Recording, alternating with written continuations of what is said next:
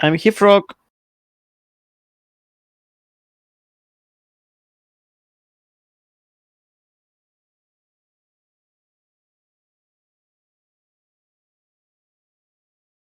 No, not Trixies. There's only 2 Trixies. Should have been more.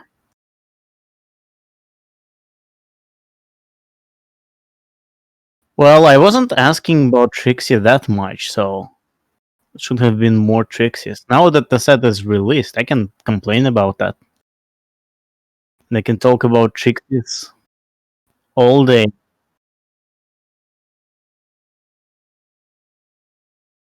Uh, I mean, not really.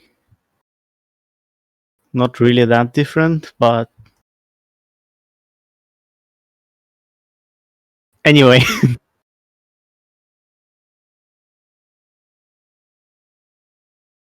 Yeah. Yeah, let's just get done with Trixie jokes, like, right at the start, so we can just do the stream.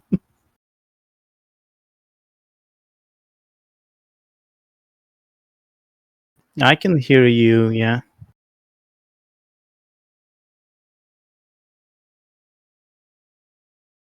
Okay, so we have to repeat all the Trixie jokes, right?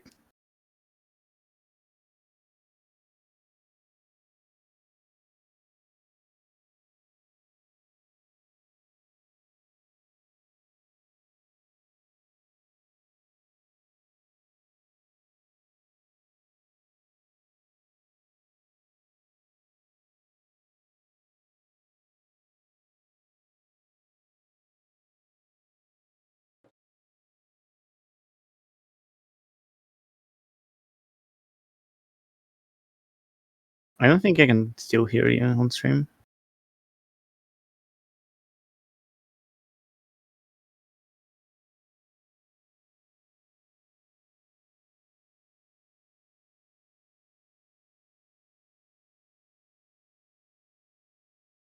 Okay, there we go. There we go. I believe that should. Yeah. Myself now. Okay, so yeah, what happened was I put the audio source on push to talk for the recording that I did, and I forgot to. Thank you, Kat, for letting me know that. Don't worry, I didn't say anything important. Hey. You said Trixie like several times there. True. I think anyone who's listening could probably have guessed what I was saying based on the context of the conversation.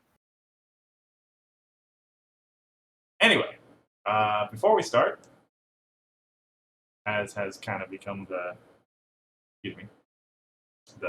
norm around here, we'll start with going over the decks of the people who have been eliminated from the invitationals they streamed, which in this case it would be Pancake in his quarterfinal match against Bugle, and you in your semifinal match. Yep. So we'll start with Pancake's decks, I guess, which he was the sort of farm representative, as it were, in the tournament, bringing 3 farming lists and 1 aggro. All right, so let's start with his harmony. Let's begin with the ambassador deck.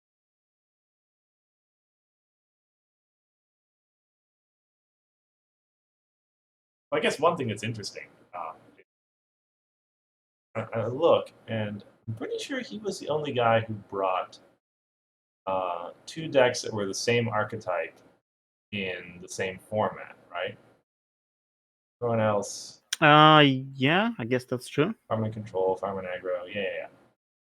Which, well, there's a pretty good reason, I guess, why most people avoided that.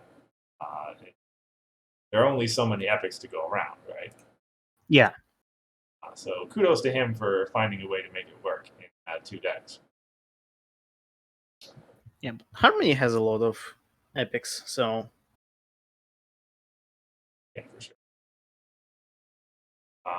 And like you can make one list like a little bit stronger and another list a little bit weaker. Mhm. Just banking on the fact that you'll just play one list. Yeah, that's also correct. In the match that he saw, yeah, this Ambassador Dash list was the one that we didn't actually get the chance to see played. Even though, well, I think this is the more sort of the one he's probably more familiar with, I think, right? When I recognize this tournaments and such. I mean, I think he played all kinds of form. That's fair as well. But this one is the one with the Nightmare Stars, T-Rex, Chrono Triggers, the three Grogars as well. Yeah. Although just the one staff. I guess this one got the epics, the other farming list got the sticks. Mm-hmm. Which is, well, interesting because like Mod can potentially get to more power than Rainbow Dash. Mm-hmm. So you'd think sticks are more important for Rainbow Dash, but I guess not. Well, Mod also needs the early resource play. Yeah, that's true. That's fair. But this deck has barrels. Oh, that's true. Yeah.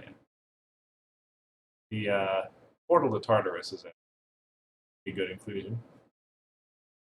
Interesting against opponents who are going to be playing Mistmane.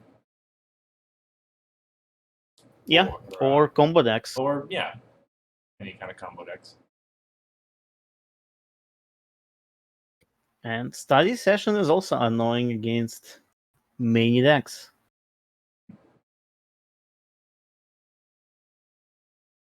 I like how, yeah. Well, no.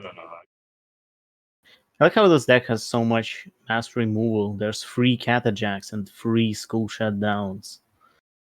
Mm-hmm. Yeah. Good. Well, I mean that's good against a lot of things. It's useful against. Because this deck doesn't care. It doesn't play anything but Catajack and sometimes the Living Ground. Mm-hmm. I mean, I guess School Shutdown gets rid of your troublemakers, but you just fight them before you play it. Yeah. And it doesn't get rid of face down troublemakers, so you probably play face down troublemaker and then you play School Shutdown, and it's extra annoying for the opponent. Indeed. If I remember correctly, he had said when he saw the deck list revealed that he had teched a little bit too much against combo. I mean, that's fair, because a lot of people play combo in Harmony. Mm-hmm. It's the easiest format to build combo for, because there's just so many things you can do, and there's so many different things you can do. Absolutely, yeah. And like people at the previous tournaments, people were running Pile or other combo decks, so it makes sense to expect combo decks. But it seems like everybody else thought the same. Mm-hmm. Well, it's like it's part of the reason I didn't run a combo deck again in Harmony. Like I wanted to, but then I figured that absolutely everyone, will tech against combo. So I thought it would be better to just not play combo in Harmony. The only one to come to that conclusion. So I guess if we move over to other Harmony list, Mod list, given how much anti-combo tech he had in that one, perhaps he chose this one as the better all around. Although, well, you see the consequences of putting all the epics in the other list. Yeah, I mean, it still has like Trixie, mm-hmm. and others are one-offs, but they're still really good one-offs, right? For sure. And Azotl is okay. I was actually kind of thinking to myself, between these two decks, how many epics aren't included? Got basically all of them. There's no Storm King. Oh, right. It's the only one I can think. Well, there's no Nightmare Moons, haha. Oh, there's the Glimmer from Equestrian Odyssey, I don't think. There is a. Oh yeah, but I mean that one is terrible for farming, kind of. Well, for this kind of farming at least. So it makes sense that she's excluded. That's interesting. It's pretty good for farm if you expect a lot of movement against you, which I guess you probably should expect in Harmony. I don't know.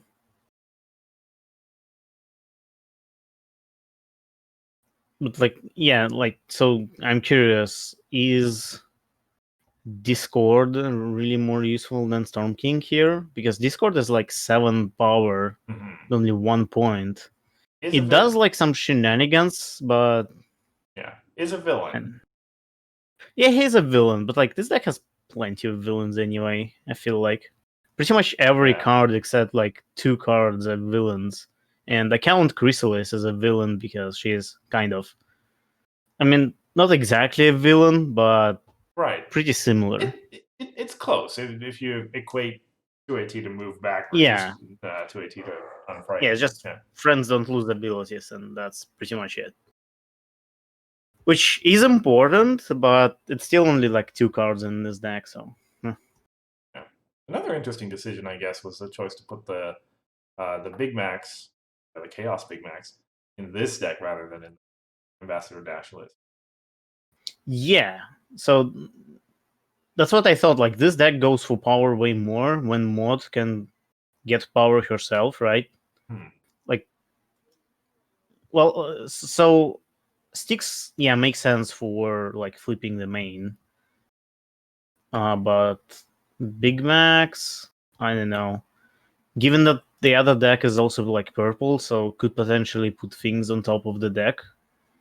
Maybe it would make sense to have Big Max there. I don't know. Maybe he expected he sometimes wants to play Big Max because the entire deck is orange. I don't know. We should ask him. Right. Yeah. He's the expert, not us. Yeah. So. Yeah, I have no idea how mod farm works. Well, I do know like how it works, but if I wanted to build one, like, what cards do I include? Absolutely. Like Rockhoof, I wouldn't think of including Rockhoof. You know, it makes sense. Like you can flip as many cards as you want as long as you have cards in hand. And Mod wants stuff in the discard pile anyways. Yeah. Yes. But I wouldn't think about it. Absolutely. All right, well, moving on to core. Start with other farm list.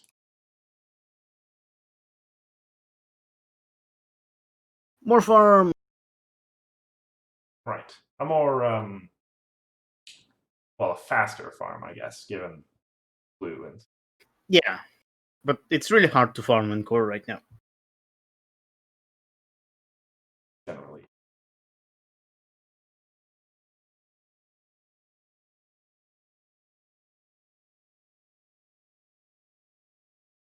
Plano yellow, here we go.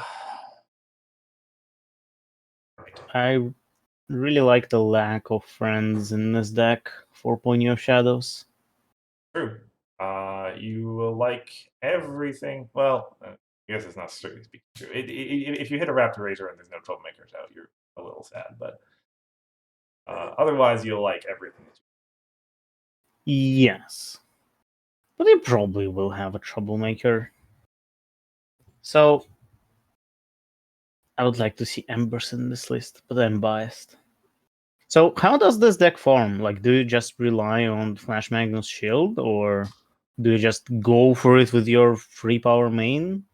Well, let's see. I mean, Spooky Ruins would also help. Okay, so cards that help are here: Spooky Ruins, Flash Magnus Shield, and like Daybreaker.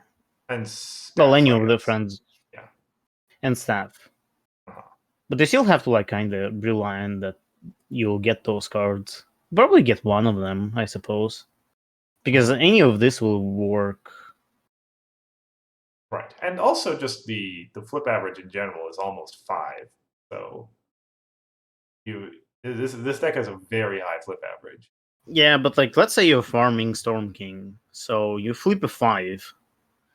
That's so if your opponent flips a 3, it's already a tie, and if they flip a 4, you lose. Hmm. But I guess like a tie is still pretty good because you'll probably flip higher. Yeah.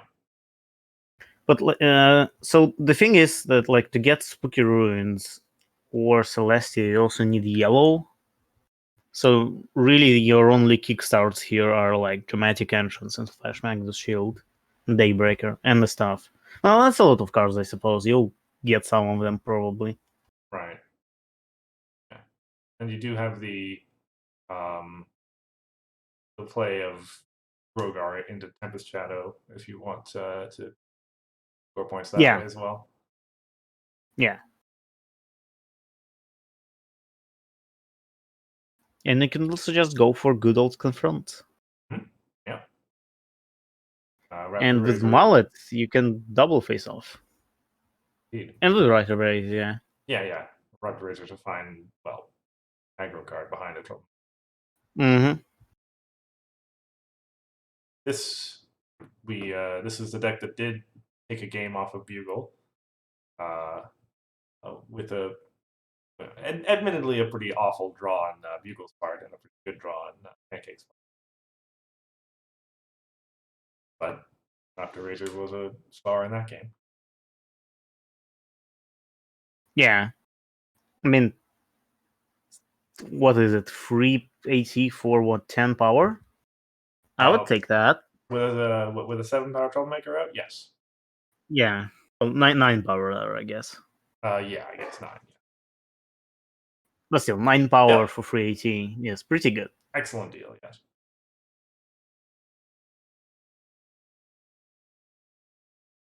Alrighty. Next deck And the other one,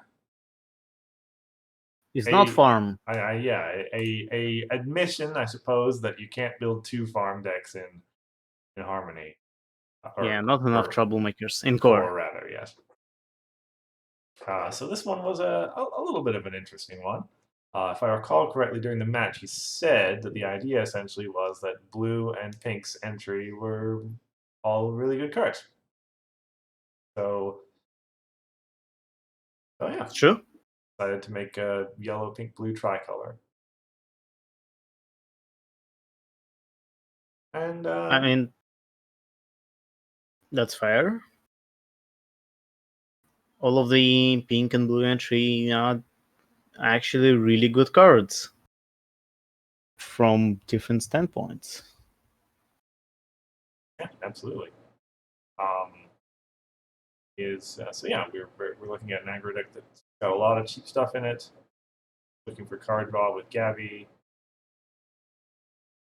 You can get to Treehouse. That'll give him a lot of extra power as well. For the Yeah. tokens from Friendship Festival setup. And he had said as much that this was kind of the less well tuned, less well honed of his Mm-hmm. pre deck. So it's a solid concept. Yeah. It's kind of unfortunate to see only one staff with nurturing nature, though, It's true. and especially since there are like cards like swaying the sea ponies in this deck, which are kind of hard to confront. Like, look at this list. Mm-hmm. You don't have that many yellow stuff here. That's actually a good point. I mean, I guess once you flip your main over, you've got. Yeah, but you need like at least one more yellow, and then you need some other friend.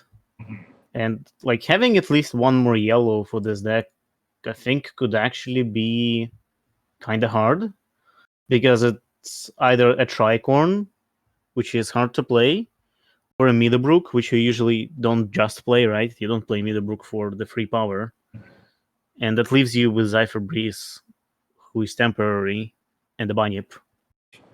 Not even friends are always there. Yeah, I guess so. Yeah. I And- think Friends always there in the other list, no? Right. Yeah, so you don't have the ability to play Bunyip particularly quickly. Yeah. But that's like, I think that can be tuned. Like, the problem deck can probably be adjusted, but the deck itself is pretty interesting. And I hope you like Celestia there. Of course. I was very, very pleasantly surprised to see it when I was putting the deck list together.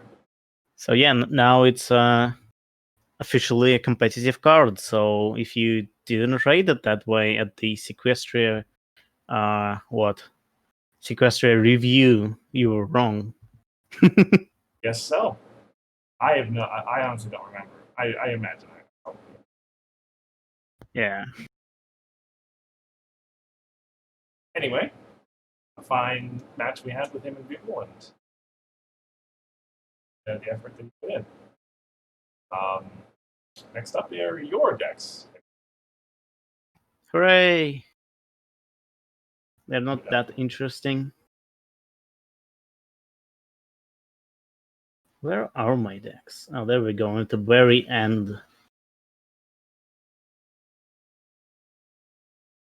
So I put up your Ambassador to Twilight. Alright.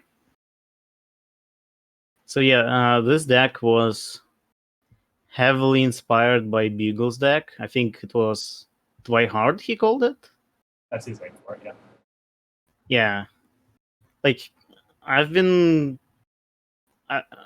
I've been very split on what do I want to play, and I built the decks like a day before the deadline, I think. Basically, I built the decks, went to sleep, and I wake up and you are penalized. Because I forgot to exclude the staff. But it's a good thing that the staff was excluded from this deck and not the farming deck. Farming deck needed it way, way, way more. So yeah, this is heavily inspired by Bugle's deck and some other control decks, and it originally had like a lot of different cards in it. But eventually, like I started cutting stuff, and I cut and I cut, and it eventually became pretty close to what Bugle built. Yep. As a couple of key differences, you're the only guy with rolling tones, admittedly, copy, but Yeah. the So exposed are actually, I think, probably the bigger departure. So I don't remember. So the reason I included Rolling Tones, I don't remember. Like there was a reason behind it. Okay. There was a reason behind the single copy of Rolling Tones. I think I wanted like an answer for some specific thing, and normally I would, unless I don't need like as much removal, I normally would exclude Rolling Tones into the sideboard. I think another key difference is, well, not sure if it's key or not, but like I have cover to cover. I don't remember instead of what, but I felt like I needed extra AT gen. And you know what? I'm not complaining. During my games, cover to cover was pretty handy. Still love that card. That's true. And still very good, yeah. Yeah. Good for that prepared, right? Yep. That's I play cover to cover just for prepared. Other abilities don't really matter, right? Absolutely. But yeah, it's a pretty good deck. If we had not like a 3-hour time limit, but 5-hour time limit, I would win the game there. I mean, yeah, it's true. I feel like it might be a bit of a Pyrrhic victory at that point. So I think that's kind of what weights the game down right now is time limits. If we didn't have time limits, it'll be much, much better, in my unbiased opinion. But yeah, it's a pretty fun deck. If people don't know how Twihard works, the idea here is that you use basically Ambassador of Friendship instead of Vinyl, and you flip it really, really early with Pinky Sands thanks to trading traditions. And if you happen to have same damn deliveries as well, then you also gain AT by putting same damn delivery on top of your deck as well as flipping your main. It's really great. And same time deliveries are like pretty handy in general, especially with Selena Blue, with Pinky Sands. It's so good. Absolutely. And Probably the list yeah, that takes advantage of same day the best out of maybe you've seen so far. yeah. So yeah, and like this deck controls pretty hard. It's you can really lock people out with it. Cracks are really useful for against farming decks and against opposing Groggers. Cracks are great. Unless you don't have white entry, then they're terrible. And you sit with them for the entire game, and then you discard them. Yeah, I don't think I have much else to say. The problem deck is pretty generic. Yep, pretty standard Harmony control problem deck. Yep. All right. Now, how's about your farming list? So, since I already used purple as my color in the previous deck, I was thinking hard, what should I play in Harmony? I can't use purple. And at first I wanted to play Hot Wings, but then I realized that I already used belly flops in my other deck. So I thought like, nah, I can't play Hot Wings without belly flops. And like with one belly flop, that's kind of sad. So I decided against it, and I thought like, okay, I guess I could just play farming because farm won't use any of the cards I used in the other deck except Groggers. So I split them evenly between the two decks. And this is just a farming deck. It has Big Max, it has some blue stuff, it has burst of speeds, all the good stuff. I have no idea if it works or not. I haven't played it. It's true, actually. Yeah. I based on a look at it, I'd say you're hitting most of the right notes. Did opt to include the Thunder Lanes, which is one thing that Pancake did not, even in his list. Yeah, I don't know. Maybe Thunderlane is not worth it anymore. But I thought like, I have burst of speed. Like burst of speed makes it really easy to play Thunderlane. So I thought like, I should probably play Thunderlane. And other cards are pretty straightforward. Like Uneven Ground is really useful against decks, and Princess Big Mac, Princess of the Night is pretty good for powering your main up. Scope things out is to put Big Macs on top of your deck. And that's the only purple card in this deck. Yeah, I think I agree with Grandpa's there. There is no evidence that this is not the best farming deck in Harmony, right?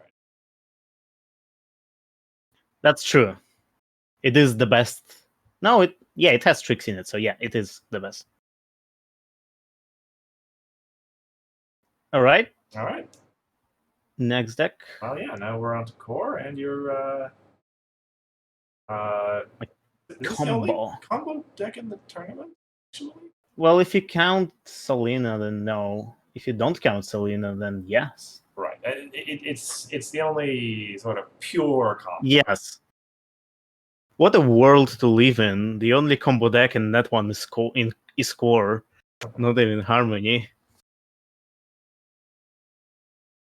So the reason I decided to play this combo deck in the tournament is because, well, in Harmony I decided to not play combo because people expect combo will tech against it. In core, I don't think people expect combo as much. I think some people totally expected me to play combo, and especially since I already like revealed it, so to say, in the I probably would have one of the expected online it if I was cons. playing against you. Yeah. Yeah, it would be fun to bring a brand new combo deck to this tournament, though. Like, oh, here's this secret thing I've been sleeping on. But nah. Yeah, it's it's pretty much unchanged from the list that I played it online con, except I cut one belly flop for funny business. So the reason is that my other deck is also pink, so I kind of wanted to split belly flops evenly. And funny business was like the only good removal out there.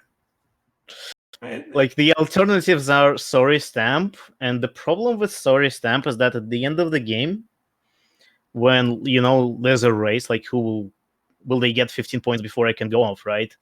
Uh, paying 4 AT to remove a thing to slow them down doesn't really slow them down because you're down by 4 AT, so you only gain net 1, given that someone is above 11 points, right? So I thought like funny business should be good enough because it's 2 AT, pretty good. Free power, free pink. I will pretty much always have free pink. And discarding 2 cards, this deck discards a lot anyway, so it's not a big deal. Synergy with your feather bangs and you'll be discarding Spitfires. Yeah, so I thought like, yeah, it's okay. And that Chrysalis there is also a replacement for either Mimics or Grogger. I think it's a replacement for Grogger because I wanted like some kind of slowdown effect as well. She's not as good as Grogger, and oh well, I never ended up playing her, so I didn't think it was a worthy inclusion. How often, like, you always discard the Spitfires, right? Almost never actually play them. Never play them. So playing them is kind of hard because you need blue, and this deck kind of that's the reason I lost my first game, right? This deck relies on never actually needing blue. It plays Gabbies with the Student 6, and spending 3 AT with Student 6 on Spitfire is kind of don't even get the hasty, and that's what was a really good tech against me, like one single Tempest, but like flipped over multiple times and guard geese. That was amazing. I didn't see that coming. Like when I saw his list, I saw that coming, but when I was like thinking about this deck and stuff, I wasn't thinking that Tempest could be such a disaster for this deck. Like I just assumed that my main will always be there, right? I could always play my Gabby with 3 counters. Nope. How glad are you going to be free up like 9 card souls with Living to Love? Yeah, that sounds pretty good. Like I don't need Gabbies, I don't need Daring Do, I don't need Starlight. I might not need same damn deliveries. So yeah. You don't need the Mistmains either, right? Don't need Miss. Yeah, so it's gonna be great. I'm going to laugh and leave.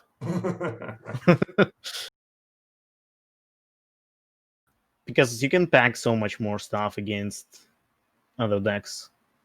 Because this is cut pretty tightly already. Like, that single EEA counselor, it's single because I believe that nothing will happen to him. Well, and you can get away with it because you necessarily have to draw the whole deck out anyway. Yeah. I guess in the Living to Laugh variant, there's the chance that your single EEA council is the last card in your deck. Well, you just have Pinky Sense, so no biggie. Right? Yeah. Doesn't matter. Or same days, just have same days. Yeah. Or Selena. Well, there's a lot of options. I guess so. Yeah. I think another change is bait and switch. I don't remember if the original list had bait and switch in it or Silver Stream, but the main reason behind bait and switch is that I don't. So, like, if someone plays Mimics on me, right, and names events, this deck can't do anything about it. It can't. Well, I guess it can defeat Mimics if it gets the Earth Pony thing going. But if it doesn't have the Earth Pony, there's no way to defeat Mimics or get rid of them any other way. So, bait and switch. Bait and switch makes sense, yeah. Yep. And that's all I have to say about this list, I think. Well, worth pointing out, as Grandpa says, don't forget about this list as New Dawn's going. It's gonna get better. Alrighty, and then your other deck is Tempest. Yep. Don't think I played this. Nope. That's right. Yeah. So for this list, I thought really hard about playing my regular, purple, blue, white. But I kind of lost all my faith in it after all the Middlebrooks and other things. So I don't think that deck would do well against anything else right now, especially since blue yellow is such like dominant combination. So it's like, it's fine. I'll just play good old pink, purple, white, and it's I think it's pretty much identical to what Cheese runs. Maybe not. I don't know. Well, I don't know about identically, but the single sclerite in here, which I don't think he got. But Why do otherwise, I don't even know why do I have this Sclerite. I've built this deck months ago. I don't even remember. I think it's so I can have white because yeah, yeah. I can enter white like with exposed. Then I don't know. Yeah, that's fair. But yeah, in the broad strokes, this is pretty much canonical and Yeah. purple white or purple pink. Oh, I know the reason it runs Sclerite. So see, there's only 2 speeches and 2 fires. That's because the other deck also runs speeches and fires. Right. And I thought, like, okay, what white entry can I include in this deck that would be cheap? And Sclerite costs 1, gives you 1 as well, but 1 should be enough usually, I think, because like the alternatives are like you have Rarity Ambassador of Generosity, which is I guess also a good option, but costs 2. And the only difference that like instead of being able to play exposed, you can now also play bodyguards, which is like I guess good, but like it's just like 1 card difference. Yeah. Though it is a big difference, I guess. Well, so And all other entries are kind of yeah, like the one partners well with Fire Friendship and Rainbow Generator to get you to 3. yeah. Easily. To play your high alerts or Chrysalis, I guess. Yeah, so maybe that was the reason. But I actually don't remember. But yeah. Well, yeah. This is the best control deck as well, just like the farming one. Clearly. Yeah. Well, congratulations on making it as far as you did. Yeah, thank you. It's a 1-1. It's 1 win more than my expectations.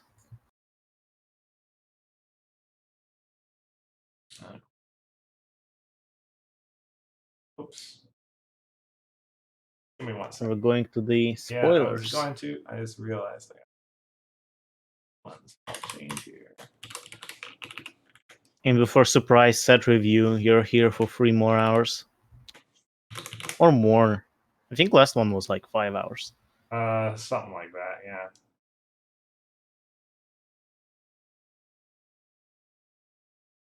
Okay. Yeah. Right. So with the commencement of the open beta, as it's being called, for New Dawn, the full set was uploaded to Ponyhead, and with it were, I believe it was about 30 cards that we hadn't talked about yet on Meticulous Talks. Now, luckily for us, I guess, might not want this to go on too long. 5 of those cards were just the rest of the entry cycle. We had already seen Grandpa Gruff, the 1-for-1 with 57 plus 2 power. And you've seen one of those cards, you've seen them all, basically, I think. So. No, not much point going over them. Yeah, we can speedrun this. Yeah. So that leaves 24 other cards, which are more interesting and a little bit more. Actually, I mean, some of them were really interesting. Some of them were, well, we'll get to them in time, I guess. All right. So here we have Mod. We had actually seen all of the Blue Friends before the open beta, so this list is going to go in order of card number. Okay. So yes, Mod. 2, 2, 2, plus 1 power for each resource at any player's home. At any player's home. Important distinction. Yeah. Yeah. So that can quite easily, pretty easily be 4 power. It's pretty easy to have two of your own resources in play, and fair to say the opponent will probably Yeah. have at least one, so pretty easily be five, I'd say. I mean, given how much people like to play Fire of Friendships for free, just like, I have free Fire of Friendships, and you're like, I play Modpie, and she's 5 flower for 2 AC. I guess actually, wait a second. So a resource attached to a character who is at home is also at home, right? I'm pretty sure that's correct. Yeah. So, good evening. Because attachments always are in the same area where their host is. No synergies with hats, maybe. Yeah, with hats, but I think like the main power behind this card will be like entry cards, kick sticks, and things like that. Hats are more like specific. They're like more specific. Like you have to be aware that they also affect this. Mhm. But also this might be a good FAQ entry. Wink, wink. But again, the main driver, I believe, will be just entry resources because they usually accumulate. Right. And orange has got more of those kinds of resources. Just stuff that generally people play at home. Yeah. That said, Middlebrook kind of ruins this card's day. That's fair. He ruins. As she ruins my day every day. That's that. I Hey, guess, we moved from Trixie jokes, but we still didn't get to Middlebrook one, so. fair enough. I guess worth pointing out at common, it's likely to be a pretty good card in limited as well. If you can get resources, like, how likely are going to have resources at home in limited? It kind of depends on what sets you're drafting with. If you're in Yeah. with Fire of Friendships, Beaches, and such, Yeah. then But I honestly wouldn't count on it all too much. But given that usually you draft from the newest set to oldest, if you get this card early on, you can just grab every resource you can get. Mhm. Maybe even the bad ones. Yeah, I guess. All right, moving on. Next card. Cheese sandwich. 2 power, 2 cost, 1 wreck. Well, you have a Pinkie Pie here. This card has +2 power and eccentric 2. What is this, Premier? It's was that Premier? Well, in the Premier block, we had a lot of I know, yeah. cards that specific synergy is something that's yeah. pretty old thing in general. And I think this is the only card in the set that's got this kind of specific stuff like this. Yeah. Now, the flavor makes perfect sense. Give you that. Yeah. So.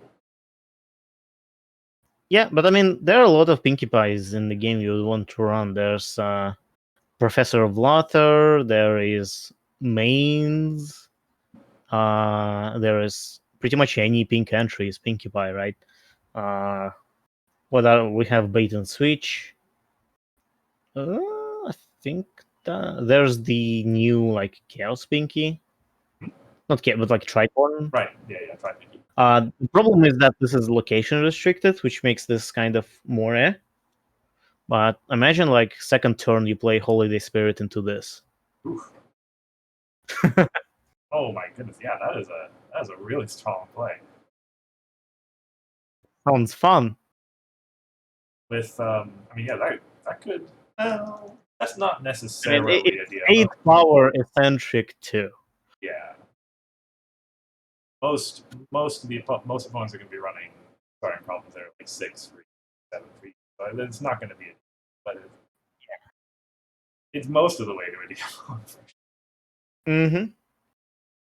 And eccentric 2 is a big deal in the game as well, generally. Yes, it's.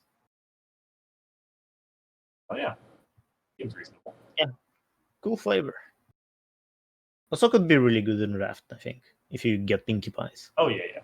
I mean, draft you can just choose to have Pinkie Pie main. Yeah. Yeah. Next card. Next card. Ah yes, Gabby. This one was actually spoiled before the set drop, and we just hadn't had a. Oh yeah, I think it did. Um, but anyway, relatively straightforward. 4 cost, 4 power, no requirement, hasty, Griffin, which hasty is a kind of a Griffin associated keyword, so that's there. Yeah. It's a Pinky transform, except no transform. That's true. Yes. Gotta pay for And it. no wreck.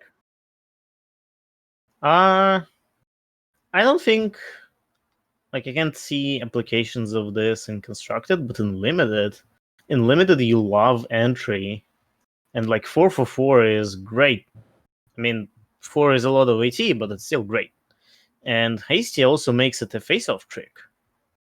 Yep. I can see myself playing this unlimited at hasty speed. Oh yeah. But other than that, not really.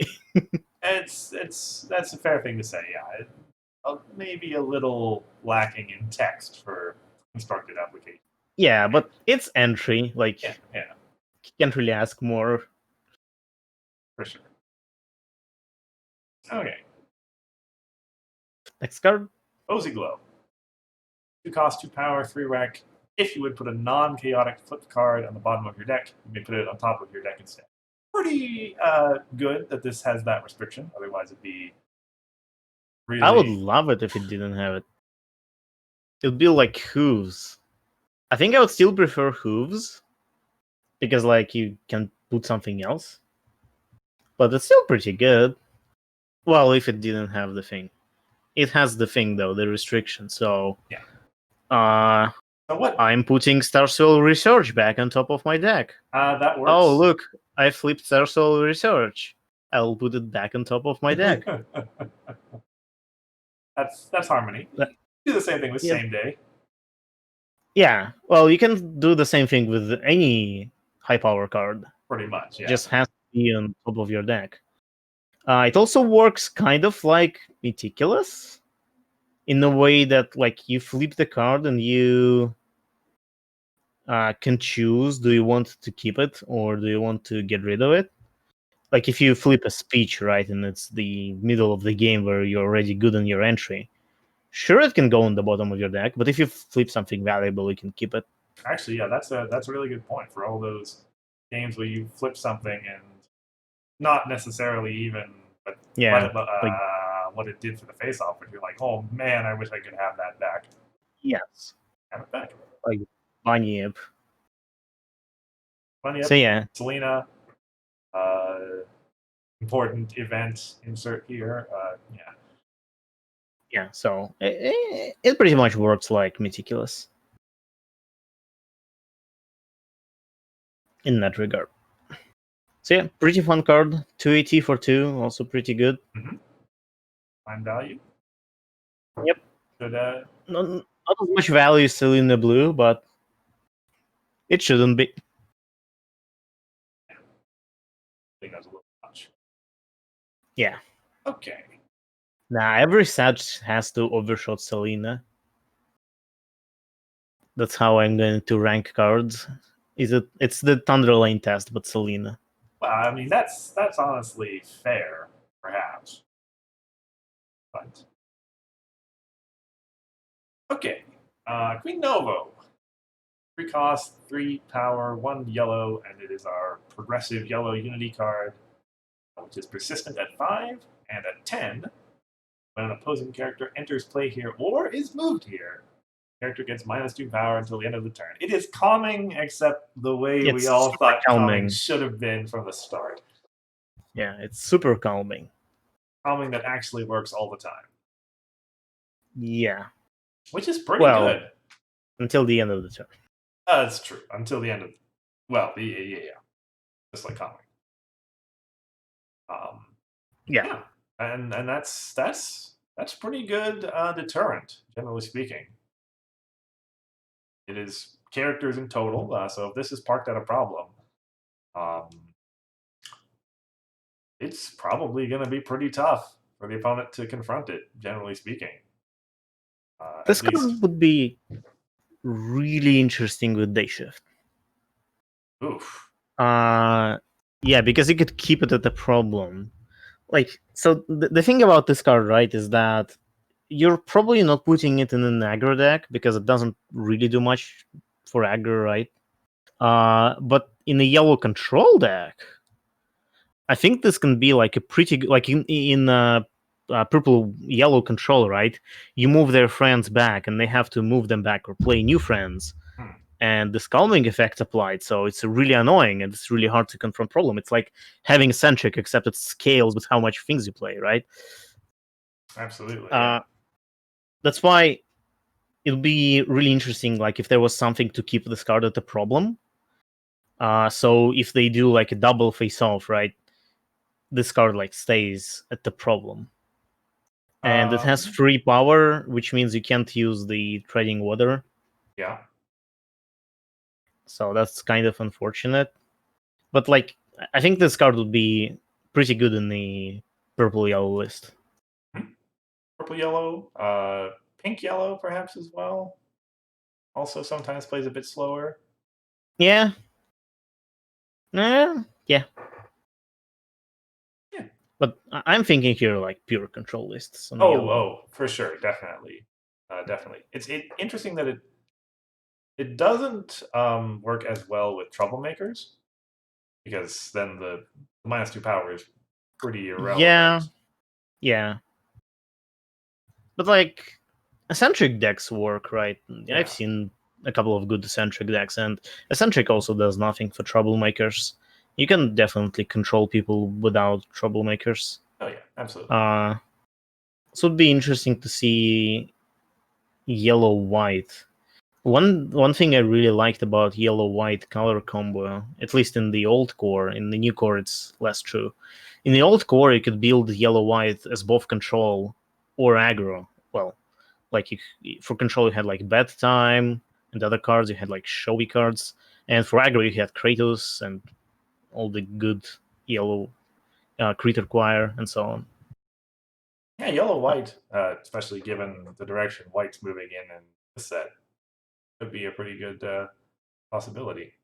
Although, Yeah, if you're running Chrysalis main, then getting to 10 yellow is a trick yeah, it's gonna probably. be pretty hard.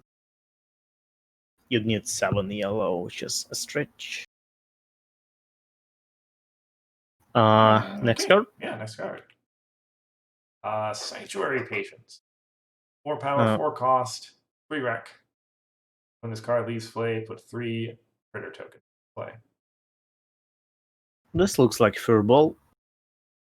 Similar, yeah. That one was when it's frightened, it puts a Yeah, token but into it play. had persistent, so Yeah. Oh yeah. Efficient 4 for 4 when it starts out, and then breaks into 3, I guess. And it yeah. leaves. I mean, you're going to retire it to home limit probably, Mm-hmm. Yeah. or you can make situations where, like your opponent has removal, and you can confront a problem just with this card in the main. And if they like remove this card, well, sure, I get free critters. Hmm. Are there any hasty friends or immediate events that require you to retire something as a cost? I don't, not in core. I don't think so. In Harmony there is. Uh, I think it's Sneeps and Snails in Harmony. Yeah. Yeah, that's the card that I was thinking. But That might. not in core. Not in core. Pretty sure there's nothing. Well, belly flop. Oh, belly flop. Yeah, that's actually a pretty good fair point. Yeah. But other than that, I don't think so. DP saying there's something is coming up. Talked about. Anyway, yeah. So that's a pretty fine trick. Confront with this some sort of hasty or thing that allows you to put the critter tokens are the other problem. You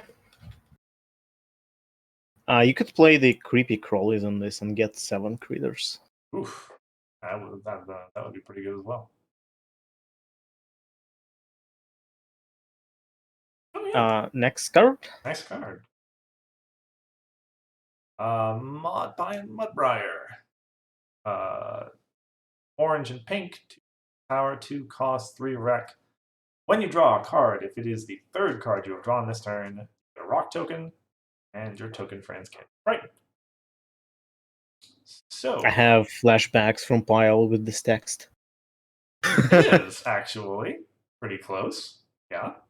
It's benefit to you for drawing lots of cards, which hey, Yeah. orange and pink. We actually just talked about a deck that draws lots of cards. Yeah. It's like there is a deck that like draws ton of cards. Notably, Well, it's a rock friend, it's not a nerf Yeah. pony, but I mean for orange pink it's not hard to draw a third card every turn. Like if you have a berry punch and like I don't know, a cheese sandwich. I don't remember if he's core or not. But like something else that draws your card. There we go, you draw 3 cards per turn. And if you have purple and like Selena, then it happens every turn, guaranteed. Oof. Yeah, yeah. And actually, I just realized, given like with feather bangs and such, the amount of discard synergy that's in orange and pink, you actually now, especially, have an incentive pretty much just to overdraw every turn, force yourself to discard cards. Yeah, you could do that. It's I think discarding cards is more like orange white thing though. I mean, it's kind of just an orange thing in general. Yeah, it's orange thing in general, but like I think orange white like especially likes to discard things. Yeah, that's fair to say. With your token friends can't be frightened. Noteworthy that isn't defense against fireworks, because fireworks Nope. just turns them over without talking about frightening them. Would be useful for playing into villains. I guess it's I forget the wording on Grogar's Lair. It's just when a friend enters play, you gotta pay 1 or else you're fighting it, right? Yeah. So good against that. I guess. Yeah, I mean it's good against pretty much every Frighten out there. I think they would rather frighten this card though. Probably. But that's not like if you get your rock friends going, you can really get a lot of power because it's free power for just drawing 3 cards. Like if you just pay 2, you get free power. Yeah. Because you draw a card per turn and you pay 1 and pay 1 and that's it. Yeah. You can kind of work it into say it's a 2 cost 3 power friend that draws you 2 cards when it enters play, which is pretty good value. Yeah, that's pretty good. The question becomes whether you want so many cards, but probably build your deck around it. And if you have Selena, you don't have to pay anything, and you can do it on your opponent's turn as well to double the amount of rocks you get. Yeah, that just sounds. Yeah. I like that. That sounds fun. Lena was good enough already. Yeah, that requires you to have 3 colors. So I mean, didn't we just? I mean, the third color was white before, but yeah, it's quite doable to have 3 colors in a deck. yeah, purple, orange, pink maybe is something interesting. All right. Next Speaking of orange, purple. that's right. Yes. Spoiled Rich. 2 power, 2 cost, orange and purple, 1 wreck. Stubborn. And when an opposing character becomes exhausted, you may exhaust this card to move that character. Fun. You say I can move all the covers to covers home? Guess so. Yeah. You're nullifying that prepared, basically making the card worthless. Imagine how sad every Scootaloo player will be once you play 2 of them. Oh, wow. That is. It's just they move and you move them back. No, you stay. Oh, that is how that would work. Because they exhaust after they move. Yeah, they move, they exhaust, and then the triggers would still like if they exhausted before they moved, that's still like the trigger speed. Right. But this was trigger after they move anyway. But yeah, you exhaust this and move them back. It's kind of rude. You know what? If I'm playing purple orange, I'll put a couple of these in the sideboard, just so if I encounter a Scuttle player by any chance, I can annoy them. Fine.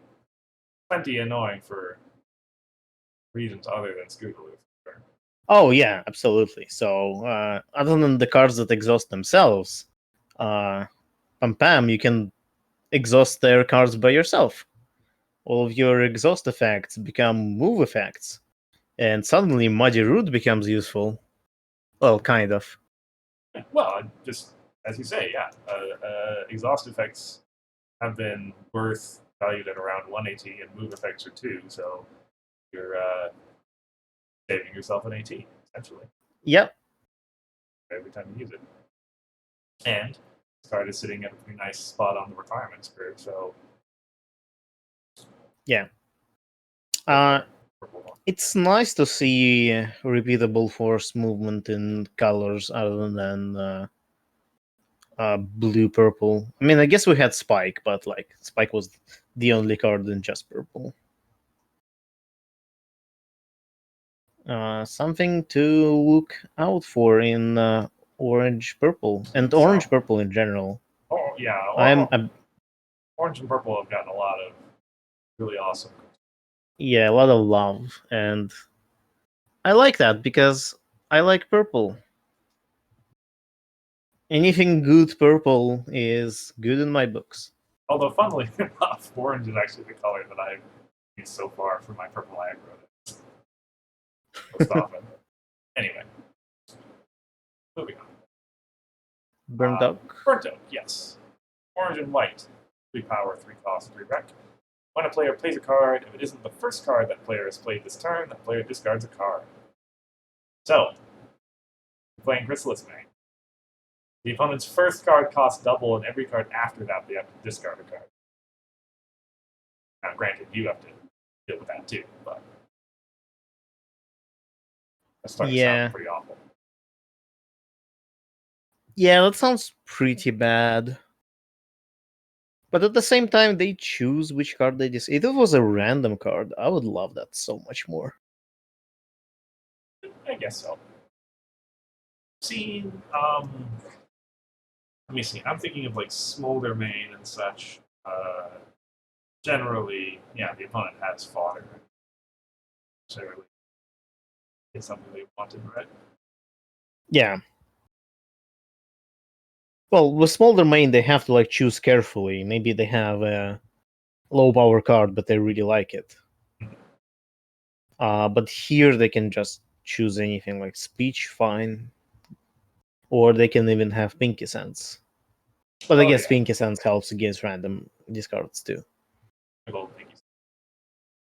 Yeah, and the effect is also proactive, so the opponent can like play around it. So I'm not that convinced on this card, but it's a fun effect. There, yeah. So what about from your perspective? If you want to use like it is a discard outlet for you, which I think Reanimator would appreciate that probably. Yeah, but okay, so the problem here, there's two problems. First, it's forced. You can't really disable it if you want to. Sometimes you really need to play two cards and you can't afford to discard anything. But I guess in Reanimator you can always afford to discard something.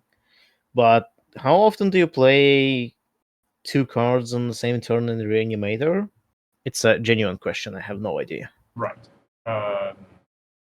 Not. It's fair to say, not often. Yeah. Grandpa's mentions orange-white aggro, but Does Orange White Icon wants to discard cards by itself? Well, I think like I'm not sure what orange white aggro actually looks like, to be honest. Well, so you have the Smolder and Sandbar, like the Pillow Fighters. You have, I don't know, there are some cards. Trust me. I mean, okay, yeah, I just can't recall, but like I've seen the list before. right. Sludge. Yeah, the Oh, okay, Sludge. Yeah, that's right. true. You want to keep your hand small. That's okay. I mean, yeah, Yeah. sure. I'm willing to accept that it is a thing that could. Sure. I mean, but the thing is, like by playing 2 cards every turn, you keep your hand small. Yeah, yeah. All right. Well, that's the Well, issue we'll there, see. then. Yeah. We'll see. All righty. Next card. Oh yes, Sunburst from Cranky. I was so happy when I saw this card. That's actually. Oh, you make a good point. Did I miss Firelight? Hang on a second. Look at my card. I didn't see it on the slides.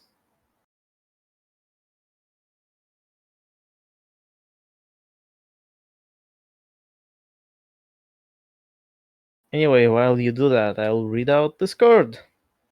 It's Sunburst and Cranky, yellow-orange. Diligent 2. If you put any number of +1 counters on this card, you may put that many power counters on an opposing friend instead. Rule 5-6, Sleeping. Yeah, I'm Twilight in that flavor text. I call people out on the rules. Is Firelight a purple card or is he a purple something else? Can you just look it up on the Roll Archive? Well, I mean, kind of. Quite possible. I might have missed. Oh, there he is. Yep. He's an He's orange-white. Yeah, we just missed him. Yeah, that's my fault. Okay, we'll We can still talk about Sunburst and then get to Firelight. yeah. Okay, so I have been saying for a while. I don't remember if I said it ever in public or on stream. Pretty sure I said it on that it was high time that this game got -1 power counter. And here we go. Yeah. We finally have. They finally are a thing. Admittedly, just the one card in the whole set that deals with them, but yeah, presumably it will be the first of a few. hopefully. Yeah, So- I've had the black dice sitting around for a long time. Like, okay, these are going to be the -1 power counter dice when that becomes a thing. One day. Yeah. One day we will get them. Anyway, Well, there they are. I don't know if plus and -1 power counters cancel each other. Because if they don't, you'll have to keep track of both. Yeah. Why is that relevant? It's relevant because cards like Burst of Speed, which care about the amount of +1 power counters on the card. Yep. Okay, they did not cancel. Yeah, that's what I figured, because they're probably like just different counters. But you have to keep track of both, which is annoying. True. The dice notation could get a little bit complicated. Yeah, but anyway. Probably unlikely to come up in the actual game. Like, it's a very specific scenario. Yeah. Anyway, like you'd have. Yeah. Well, go ahead. No. I was going to talk about the card generally. So if you have a. Yeah. Yeah, go ahead. Well, yeah, okay. So naturally, there's the Diligent as a way to get +1 power counters onto this card. Otherwise, there's Shovel. What else? This isn't an Earth Pony, so the Applejack from last set won't figure on it. I mean, there are plenty of ways to put power counters on things. I guess. There is the event from Sequestria which gives a power counter to all of your characters. There is a card that's not a shovel. There's the new Unity card, which gives everyone a power counter, I believe, right? Yep. I think we've also, I think it's also this set that I might be misremembering. There's a card that just gives a power counter at the end of the turn. No, Maybe. there definitely was a card that just at the end of the turn like put a power counter. Maybe it's not this set, but Right. I remember such card. Right. Yeah. Delivery Crew, Good point. Sequestria. Oh yeah, Sequestria. It's the super rare, like the pirates things. They put a power counter at the end of the turn. There we go. Yeah. Just so I'm clear, if you were going to put a couple +1 power counters on this, Sequestria Applejack, the UR, she's a replacement modifier too, right? Replaces 2 +1 power counters with 3 +1 power counters, right? Let me check. I don't remember her actual text. Okay. And yeah, the ultimate question being that you could replace the 2 with the 3 and then replace that with 3 -1s on somebody else.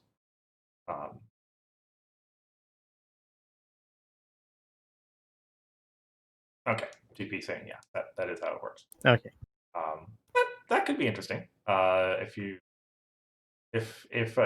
could turn shovel into give an opposing character -2 power, especially given that like there's no real way to interact with -1 power counters, so they just stick around. Yeah, it's a permanent power reduction, so it's also super calming, I guess. After a manner of speaking, yeah. But so with Apple Vendor, the way it works, well, you already got the answer, but like more specifically, you replace the power, like you put 1 power counter, you replace it with 2, and then those 2, like the fact of you putting 2 power counters on this card, it can be replaced with its own ability. Right. Okay. Good. All right. Let me just very quickly get Firelight. But yeah, Sunburst is pretty cool. I think you can. So there's one way to interact with the -1 power counters is frightening. That's true. Yes. Frightening removes all of the counters.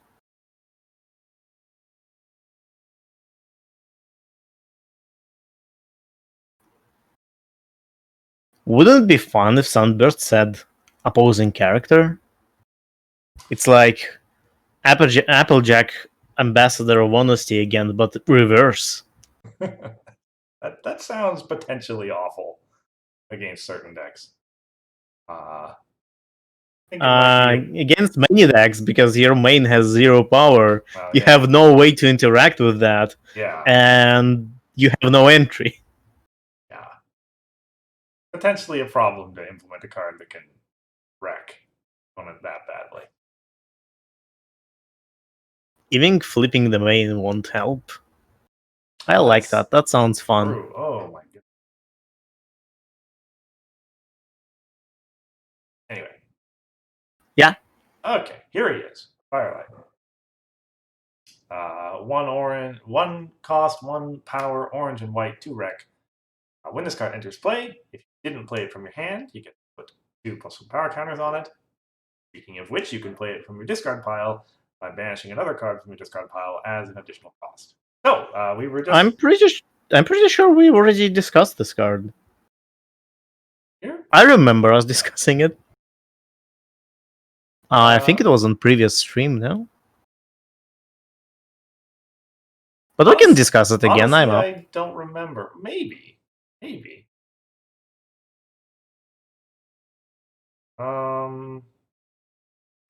Yeah, it's a vague memory. It rings a bell for me. Yeah, I mean it's appropriate as Grandfather points out because yeah, we had the discussion about orange white. It's like, oh yeah, this makes a lot of sense as to why orange white would want to discard stuff if it's playing in their deck. This card being a 3 for 1 out of the discard pile. Yeah.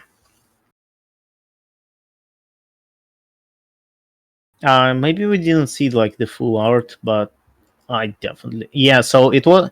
We discussed this card on September 26th. There we go. Okay. Haha, my memory is not wrong.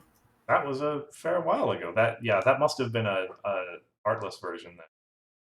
No, it was the art version. Oh. I just looked up the slides for Right, September yeah. 26th. Oh well.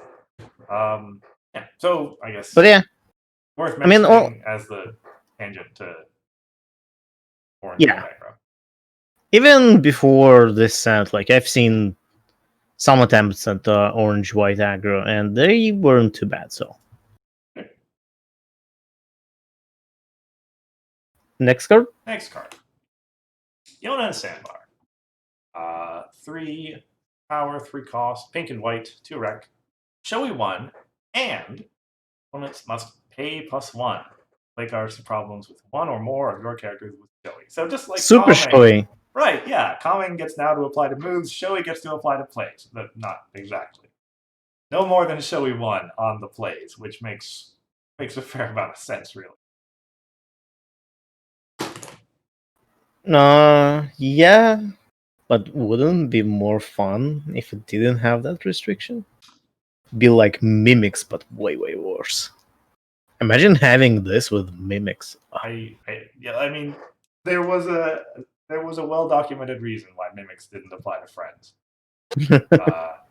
This is functionally mimics 1 for friends, so Yeah.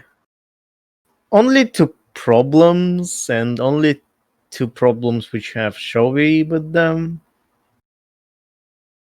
No, it's not that hard, especially in the pink and white.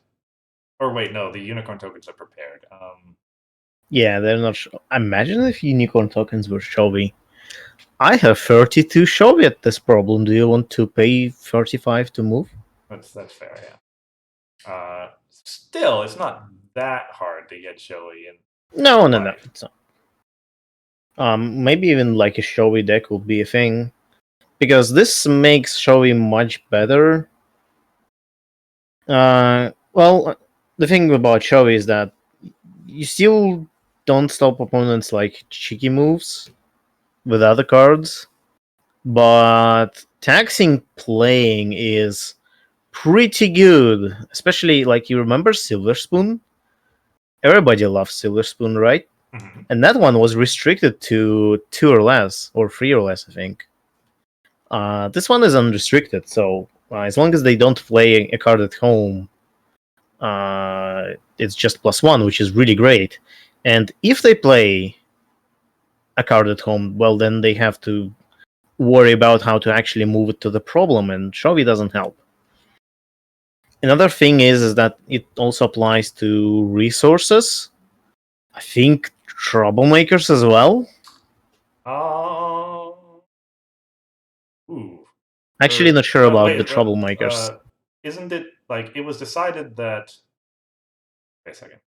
So the fact that Silver Spoon doesn't apply to troublemakers actually doesn't affect, because troublemakers don't have a cost. Right. But here it says nothing about the cost, so it just says you pay +1 to play. So I think it should affect troublemakers. Yeah, I guess if. Also, you didn't switch the slide. Oh, thanks. Not the slide, but the thing. Yeah, I guess if mimics can affect troublemakers, then this can. Yeah, exactly. This works because otherwise mimics wouldn't. Right. That's a lot of ruling things about this game are like that. Kind of, this has to work because that other card works. So yeah, and then resources, as long as they're either getting attached to the problem or getting attached to a friend at the problem, character at the problem. Right? Yeah. So you only get a free pass on events because you don't play them at to a problem. And dilemmas, I guess. Yes. Yeah, pretty fun card. Yeah, has the potential to be pretty interesting. Mm-hmm. Next card. Okay, Lyra and Bonbon. Ones, pink and yellow across the board. When you play this card, you may put a resource or troublemaker into its owner's hand. When you put a card into a player's hand, and look at that player's. Pretty. I don't like people looking at my hand. Oh, that's so. Yeah, I keep my secrets there. I think you might have to get used to being a little more public. I think. Or maybe people should respect my privacy.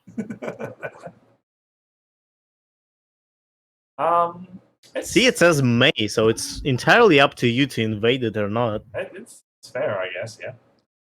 Is there any reason why you wouldn't? Oh, I don't think there's a reason why you wouldn't. yeah. I mean, you may choose not to look at your own hand if you like put a card into your hand with whammy or something, because you already can look at your hand at any time, I guess. Well, yeah, but it doesn't matter at all. Yeah. Yeah. In any event, just as a one cost, as a one cost troublemaker bounce, that's pretty good. As a one cost resource And bounce, also pretty good. Yeah. I mean, you don't want to bounce some of the resources, but sometimes it's worth it. Yeah, absolutely. I wanted to say like it's pretty good to bounce a desert road, but that's not how that works. That's not how that works. Yeah, very true. But like, yeah, if it's some expensive resource, it's pretty good to get rid of. The problem is that people don't really run expensive resources anymore. I wonder why. It's like it's easy to get rid of them or something. That's a good point. Yeah. Yeah, but troublemaker bounce can be really useful. It's one more way around mimics. Yes, absolutely. Nothing to be done about that. Which, given how much support the slower decks seem to be getting in this set, probably going to need to offset it a little bit. Yeah. Yeah. All right. Next card? Yes. Big Mac. Oh, it's this thing. Yeah. Oh no, it's not that thing. Right? It's a Big Mac. I've skipped a slide. Oh, okay. Yes. 2 power, 2 cost, 2 wreck, purple and yellow, humming 1, and face offs involving this card, opponents ignore and flip cards with 4 or more power. As always said, the chaos effects still go off. Don't count towards the face off. Man, this is such a farming killer. Because all of their cards are 4 or more. Very true. Yeah. It's pretty much like Spooky Ruins then. Well, I guess they still flip the cards, but yeah, the end result is kind of the same. Pretty similar, yeah. And even not farming decks per se, even control decks will fall afoul of this. I don't know about more often than not, but a significant portion of the time for sure. Yeah, so like that's because in control you usually end up with a lot of like troublemakers or events, and those tend to have 4 or more power. Also, a bunch of resources, common resources, have 4 or more power, like speech, barrel, and friends. This is it's an interesting counter to Rainbow Dash Wonderbolt, giving all of her flip cards plus 2 power. Oh yeah! Oh, that's so rude. Sure, you can have your cards plus 2 power on flips. I would love that. So they have to flip a 1 in order to flip anything, or 0. Or 0. Yeah. So the thing here is, in this color combo, do you really care about winning face-offs? Yellow. Purple and yellow is control usually, right? Yeah. Well, I mean, you It probably can do can an go in aggro a deck. variety. Well, I mean, it's the Pegasus Royal Guard colors, so I think definitely do aggro. Yeah. Yeah, that's fair. But like, do you want to win? Like, do flips matter there? No. I think if they did, Pegasus Royal Guard would just run Spooky Ruins. Yeah. Like, I think whatever deck would like to have this card would rather run, maybe not rather, but like probably run Spooky Ruins. This is useful for defending Troublemakers though, because if you have like a Mimics at the imagine you're playing a control deck and it's purple yellow, and you have Mimics at the problem. If they try to bust through it, it's really unlikely that they will do that with this card in play. Yeah. So it's kind of like Flash Magnus Shield in that regard. Yeah, it really makes the opponent's face-off math kind of weird because they're like, yeah, I mean, the most they can possibly flip is 3. Yeah. If they flip more than that, then they're not flipping anything. Yeah. So, yeah. Yeah, and another fact about Spooky Ruins is that you can run this card alongside with Spooky Ruins, so you just have more ways to negate opposing flips. But unfortunate fact is nobody actually tries to bust through Troublemakers these days. It's all Groggers and Dilemmas and Middlebrooks. Kind of true, yeah. But maybe that will change with this set. We'll see. Who knows? We'll see. We know Grogar is getting a bit of a nerf, so. Yeah. A bit of a nerf is a way to put it.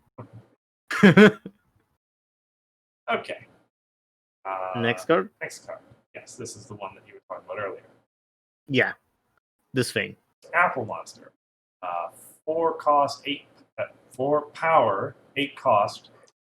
And pay 1 less to play this card for each of your token friends. At the start of your turn, choose one of your token friends and put a token copy of that friend in play. So, in some decks, it's easy to get a lot of token friends. Whether that be a bunch of critters and thorax or a bunch of earth ponies. Mm-hmm. Right, so certainly I can imagine decks that'll play this cheap. Now those decks won't necessarily benefit a whole lot from getting free tokens. I mean, getting a critter every turn is pretty good. Yeah, I guess so. Especially in thorax, it's functionally +2 power. Yeah, and you have you have Professor of Kindness, fast food. So even a single critter, I think, can matter a lot, especially when it's every turn. But would you play this card in a deck that doesn't have a lot of tokens?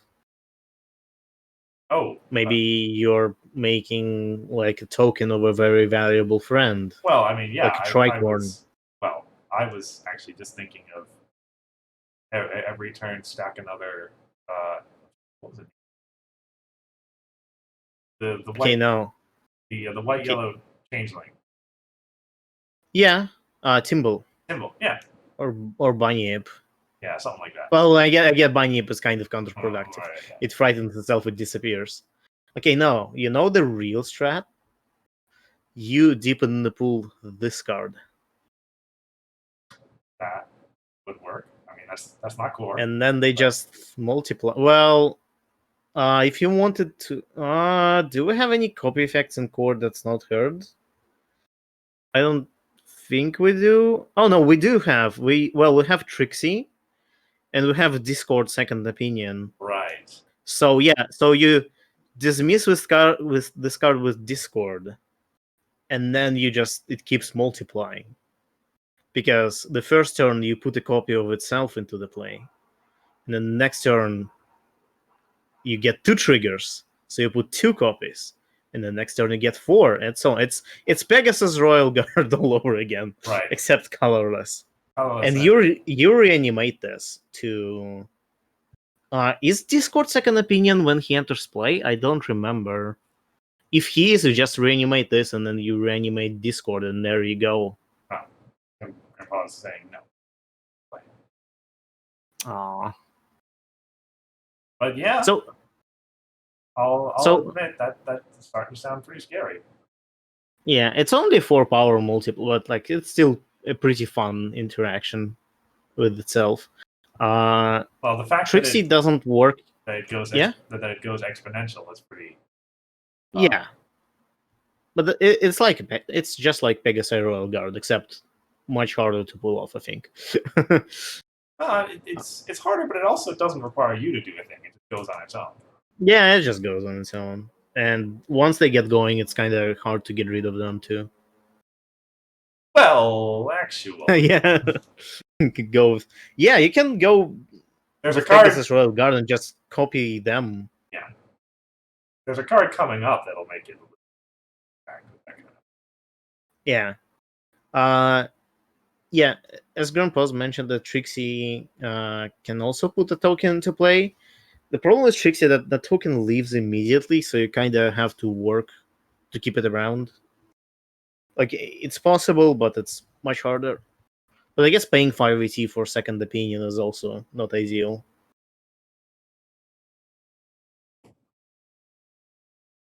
But yeah. Yeah, cool card. Mm-hmm. Next card. Next card. Now we're now we're into the events. Attention-seeking behavior. Cost 1. Power 3 for yellow requirement.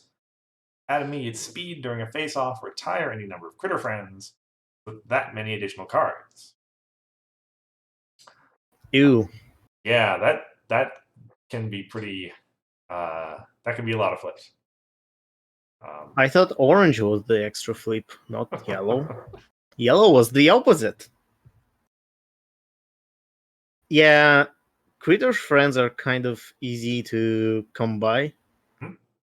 So it's reasonable to assume that after a face-off, you're going to be retiring a number of critter friends to home limit anyway. So I mean, if you play friends are always there, and you like are losing the face-off, and just play this card, retire those 3 critters, you're still getting value out of this because you lost 3 power, but you're flipping 3 cards, which is, unless you flip 3 bunyips, it's definitely more than 3 power.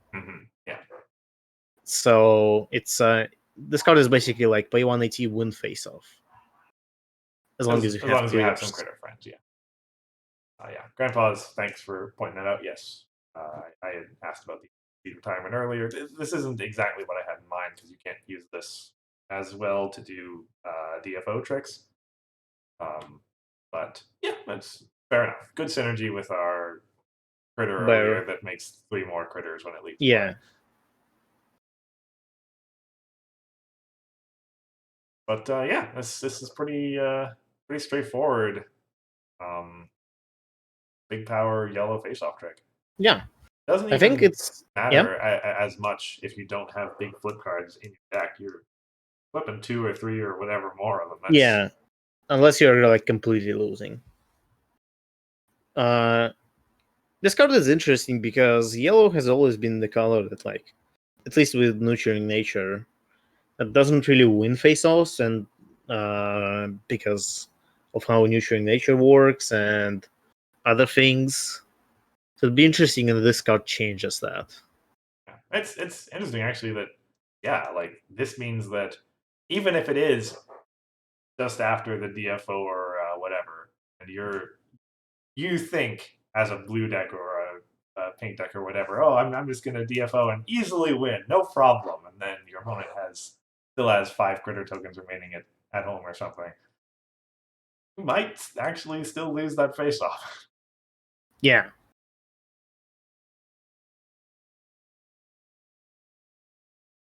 Next card? Yeah, nice card. I know this one. 3 power, cost 1, 2 pink. At immediate speed, draw 2 cards. Your opponent ability to pay 1. Also draw 2 cards. Or, well, actually, strictly speaking, the opponent gets to pay 1 to copy this card's effect. So if they also have 7 pink, they could also get the unity effect if they like. Although, to be fair, I guess that's not going to work. Or wait. Why wouldn't it? So copying is just reading the text again. Right. Yeah. Now. Yeah. Like it's impossible as I read it now. Yeah. Oh yeah, you it's- wouldn't put it in discard. It's That's impossible for that trigger to fire off Yeah. of a copied effect. So. So you could. The thing also, you can pay one to copy the cards effects again. So you can just keep doing that until you draw your entire deck, both of you. Because when they read the text again, Right. it says you may. Oh no, it says discards. There's no card when they. Okay, never mind. Oh. Probably doesn't. Grandpa's saying that Does it chain back and works. forth? It says discards. This card doesn't exist when you copy it.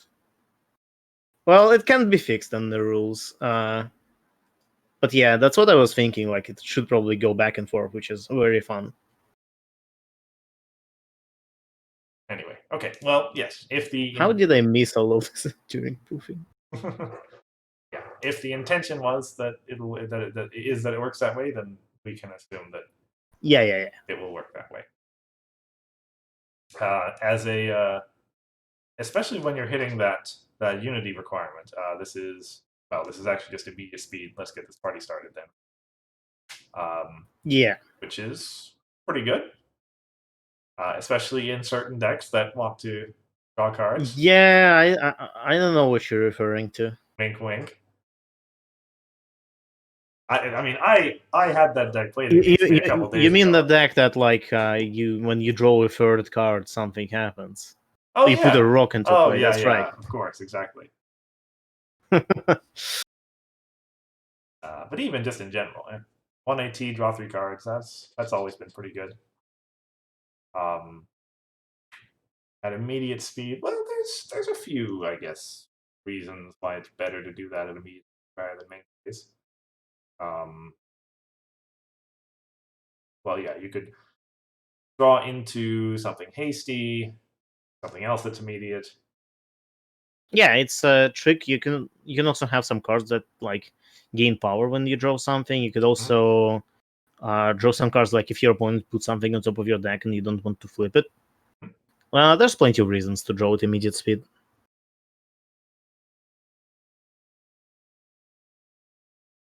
Okay. Next card. I think I said everything. Riled Up. The Unity 7 event in blue cost 1 for rec. At immediate speed, ready one of your characters. With Unity, that character gets competitive 3. Let's see. In blue, what are you exhausting? Rainbow Shine. Right. Oh, Gallus. Yeah, good point. Or wait. Yes. Gallus main. Yeah. Yeah. That works pretty well. Actually, wait, hold a second. Yeah, you would get a point for this. Well, wait a second. It's score 1 point with Gallus. Doesn't he... Okay, so he's exhausted. You play event. He triggers because you played event. Because you play the card, then you ready him, you process the event, and then you process the trigger. Right. Wait, so how did you exhaust him before? Well, if he was already exhausted because you played some other card. Oh, I see. Right. So you play something else to play to get a point, and then you just play this to get another point. Yeah. Okay, that's fair. 180 points, always pretty good. Other things might include, like, Mullet. The one that, like, pay 1 to move in immediate speed, I think. That's pretty good. Yeah. And also, like, the second effect is pretty interesting too. It's an interesting face-off trick. I don't think it'll be a likely situation where you would want a ready character.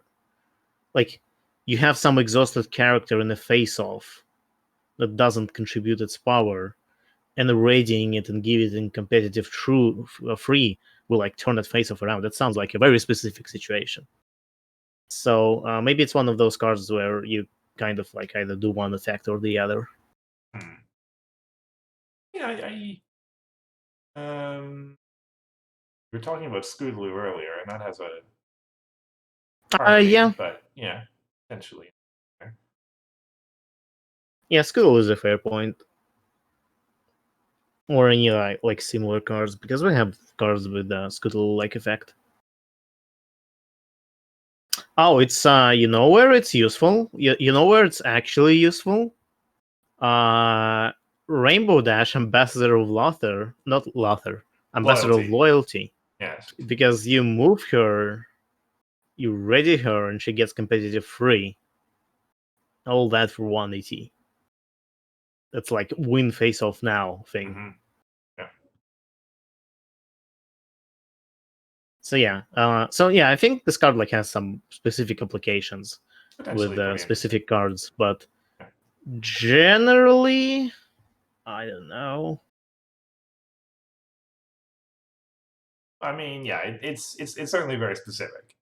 Yeah, it is, by definition, given that you're readying a character who would have had to have been exhausted by some other effect. It's necessarily half of whatever you need in order to make it work.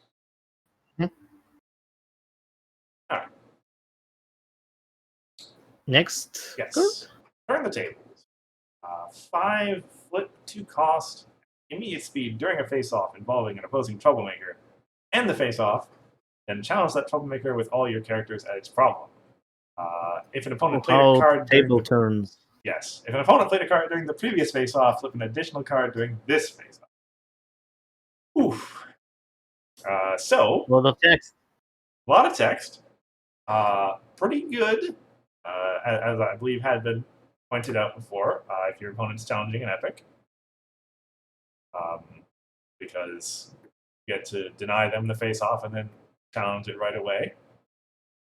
Yeah, but it also works for your face-offs against an opposing troublemaker. I guess, granted, like in a lot of say farm applications, if the opponent's challenging a troublemaker, chances are all of your friends at the problem are frightened because the troublemaker just flipped. So yeah. Well, not all epics have villains, but yeah. But like, I think this is more useful against like when you're fighting the troublemaker, because if you're losing, you just play this card and try again. Yeah, especially if you're losing because your opponent played something. Yeah, because they like play the Magicite or something else. Yeah. Now it is an event, so kind of hard against mimics, but it's a colorless event. You can run it in an aggro deck, and against aggro mimics usually name resources, not always, but usually. Well, yeah, it depends on the deck. I mean, in a world where this exists, obviously that calculus changes somewhat. Yeah. Yeah, it's an interesting little trick.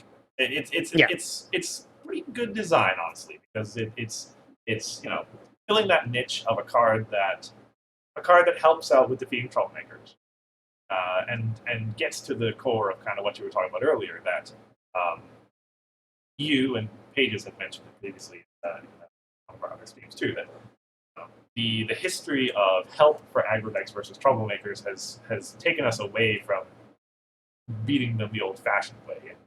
Yeah. This is a card that encourages that particular style, actually having trouble. Yeah. Yeah. Oh. I think it's a good sideboard card. Oh, definitely. Yeah.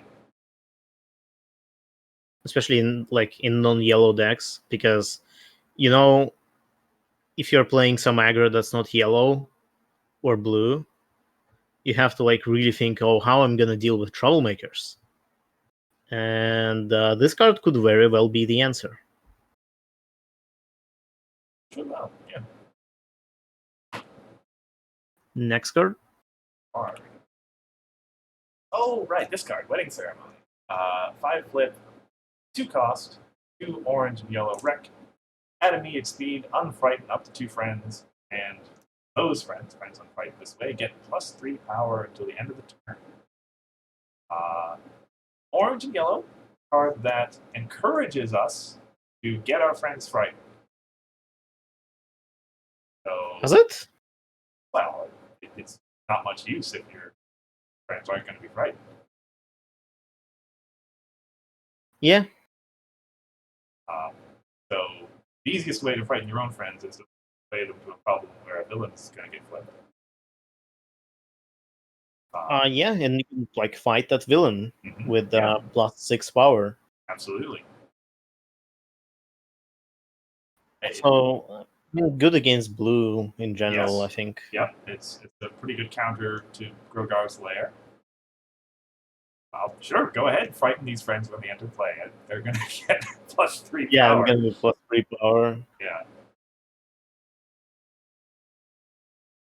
Yeah, pretty good. Yeah, it's obviously a little niche. It's difficult to frighten your own stuff, especially in these colors. Only great against blue on the other side. But if you can come up with a deck, potentially the farming possibility, I guess, that can consistently take advantage of it, then potentially useful. And if not, only sideboard it in if you're playing. Yeah. So, well, the thing here is that now that we have sideboards, niche cards like this can still see play as a sideboard option. So it's nice to have. Yeah, absolutely. Next card. Next card. Orange Dilemma.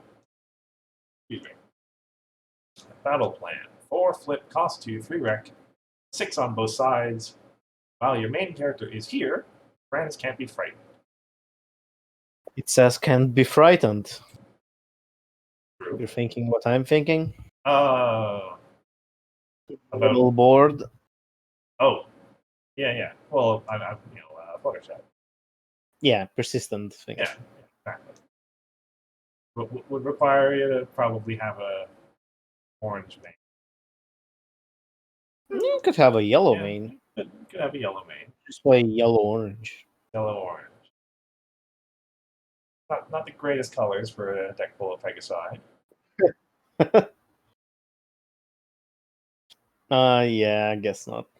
Although, to be fair, if you wanted to do that before, you were using Ember or something anyway. You're already playing orange color, but Well, yeah. If you need can't be frightened, you're going orange, one way or another. it's still a meme, a good meme. Yeah. Probably still a meme. So, what do you think this card is useful for? Well, it's an okay dilemma just on its own rights. 6/2, not awful. 1 bonus.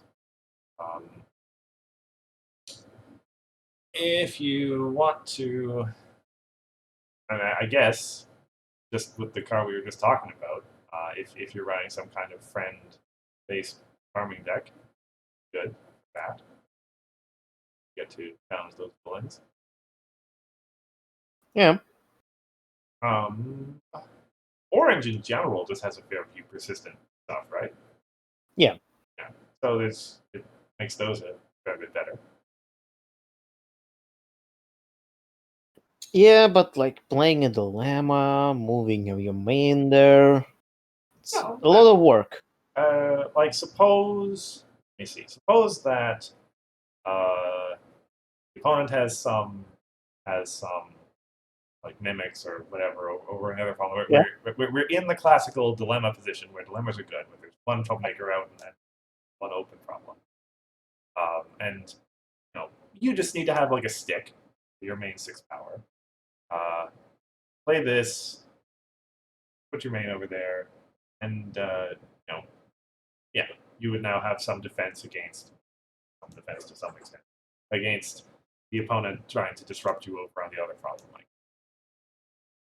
Yeah, that's fair. Like if you're on persistent and you really have to do D4 right now to get rid of those mimics. Yeah, that can help.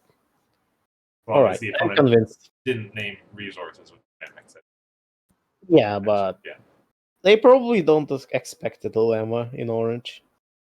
That is a fair point. Not the most dilemma color. Like, if I'm playing against orange something, chances are I'm naming events. In this Well, red, I don't know. Orange has a lot of really good resources, so I might name resources. we've got a lot of Not great because events I'm too. afraid of dilemmas. Yeah, Ah, Orange has just got a lot of great stuff. This yeah. set now. That seems. I think there's a case to be for Yeah. situations where you want to play it. Next card. Next card. Stained Glass Tribute. 2 flips, 2 cost, 2 pink, wreck. Goes on a problem. That problem would leave play. Tire this card instead. Do finish that problem. Play has a dilemma. It's a problem portal. Kind of. Yeah. I know what I want to do in Harmony. Fired and ready? Guess that would work too. What do you want to blackmail? Blackmail, yes. And then my main is Sweetie Belle, and I just put this on it again. Oh my god. Stop. Still, it'll make you have 3 problems though, which is it's true. not a deal. But yeah, if you play this every turn, blackmail is always there. Yeah. Yeah, I think this is the. Yeah, Grand This Falls. is- I can have 2 blackmails. That is. Go ahead. And then they play Trenderhoof, and you have to do that thing. All right, we don't talk about that here. This is the first card that protects problems. That's not true. What is the other card? Remix Master. If a problem would be replaced, you may exhaust this card instead. Or if this card's problem would be replaced. Okay, yeah, sure. Well, this one protects against all kinds of leaf play. Very true. Very true. Only replace. I think it's can you? No, you can't. Can you? I don't. It doesn't matter. Never mind. I was thinking if you could replace it with itself. But yeah, either way. Right. Grandpa's also points out there's that Joe that says this card's problem can't Oh, leave play until it's solved. Yeah. I even used that card in the combo deck and core, old core. How could I forget? Yeah. Now I guess. Okay, it's. Go ahead. No. Go ahead. Well, yeah, I was just going to point out that this, notably, because it has that banished and put into play effect, the troublemakers and resources attached to the problem will go away. Yeah. So you're not protecting those; you're only protecting the problem. Yeah. Including this resource if it didn't have to retire itself. True. But okay. Well, so far we've talked about applications in Harmony. In Core, let me see. How exactly is the text on Mystery at Hope Hollow worded? I think then this problem is solved. When it's solved, yeah. Oh no. Yeah, then it's solved. Yeah. So this would allow you to get that trigger and keep the problem in play, right? Yeah. Well, if it leaves play by being solved. Final question. What is that? Is that a problem? I think he's saying, got a question. No, well, Or wait. both of those words are capitalized, so I think it's a name. I think that's. Well, hang on a second. Maybe that's one of the problems in this set, and I totally forgot. Yeah, Oh, yep. There it is. Final question. The non-starting blue problem. What is this? If only I remembered cards. When you confront this problem, oh yeah, if it's the first time this problem's been confronted this game, or this problem's bonus. Oh, and then it leaves play and then it becomes a new card. That's pretty interesting, yeah.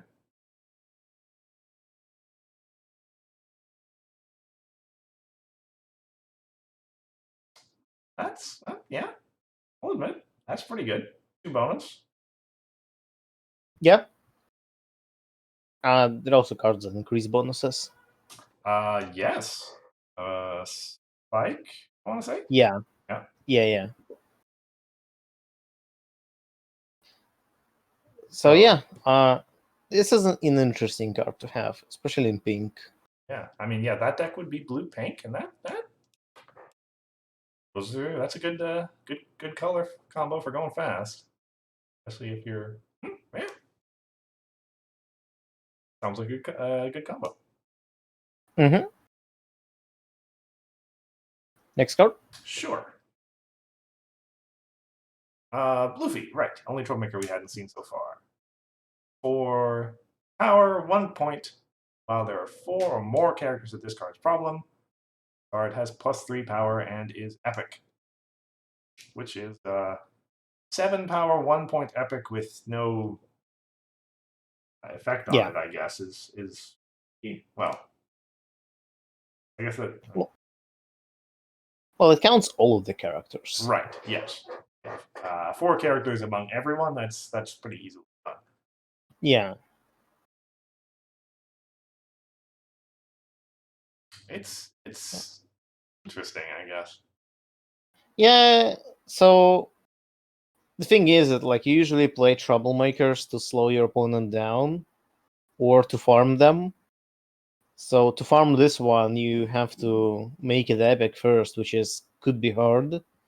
And the reward you get is 1 problem. Oh, retire friend here after challenging it.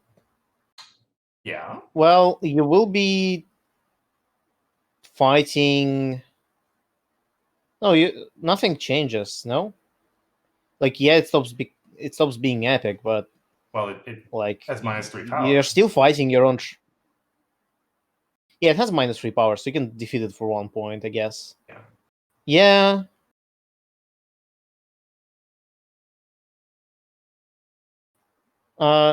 So my problem here is that like epics stop you from confronting, which is really annoying. Like you can't keep it until you need to fight it. That's the farm and pauper. Yeah. Hey, print more cards that say challenge a troublemaker. It's true. He can do that. We need more cards like this. We need more. We need more than 1. You know what? I like the fact that we have 1. I really appreciate it. So fair enough. Yeah.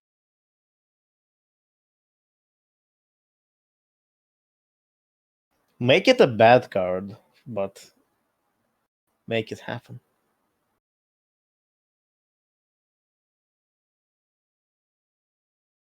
Also,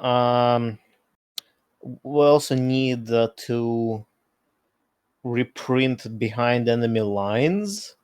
So when you challenge it, you fight both troublemakers too. That'll be very fun. Just saying. Not that I've built a deck using that and then realized that behind enemy lines only works when you when your opponent challenges it. Yeah. Either way. Yeah. No, I'm kind of a little bit drained after this. Yeah, I mean, we have only 2 cards left. Let's go. Speed run. Let's go. Standing up for yourself. I was a little bit surprised when I realized we actually hadn't talked about this yet. I guess this didn't come out in any of the spoiler streams or any of the playtest streams. But anyway,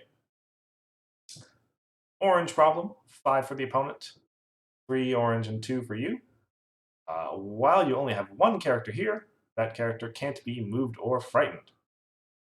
So very good with a.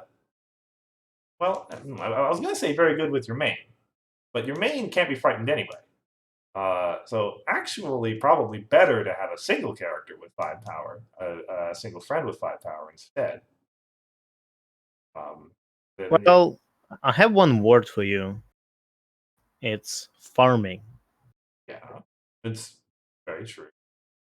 Like one of the main counters to farm decks is Movement. moving their main.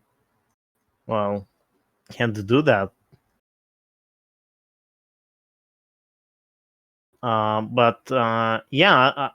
Otherwise, yeah, it's good to have like one friend because it can be frightened too, especially if it's persistent. Right. So like if you're not playing farming, and yeah, if you want to like full value out of this card, you probably want a persistent friend. I could think of Huh?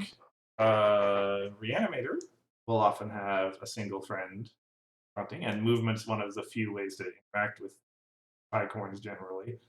Yeah. Granted, if there's a Luna, you have to pay one to move it anyway. But that's fair.